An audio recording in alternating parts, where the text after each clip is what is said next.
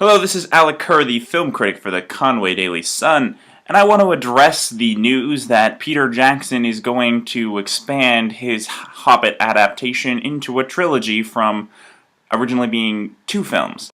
Now, when it was announced that he was going to be making 2 films in the first place, I thought that was a dubious decision. But he also announced that he was going to be using appendices that were attached to the end of Return of the King that filled in some of the gaps between what happened between The Hobbit and Lord of the Rings, and filled in some of the blanks of what Gandalf was doing when he was off doing his wizardy things. And so I was like, alright, fine, you can make it into 2 films, there's enough material there, sounds promising, fine. But it seems like stretching it a little too far by making it a trilogy.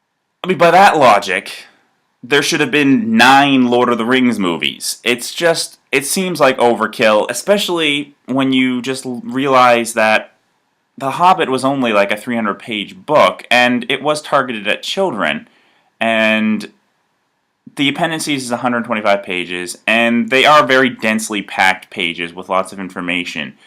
But still, knowing Peter Jackson, who makes films that are like 3 hours long, that's going to be like 9 hours of film. Even if he makes 2-hour-long films, that's 6 hours of film. That's a lot of film to tell a story that the 70s animated version told in 90 minutes. Some cuts were 77 minutes long on that, and that told it exceptionally well and very efficiently. So I don't know if it's necessary. I mean, it can be done. Clearly, it's going to be done. But I don't know if it's necessary to make it that long. This is just one example of a disturbing trend of splitting books into multiple movies. It first happened with Harry Potter and the Deathly Hallows, and that seemed justified. It was a long book, and there was a lot of anticipation coming up for that final film. Yes, I know it was also for financial reasons, but it also did seem justified on creative purposes.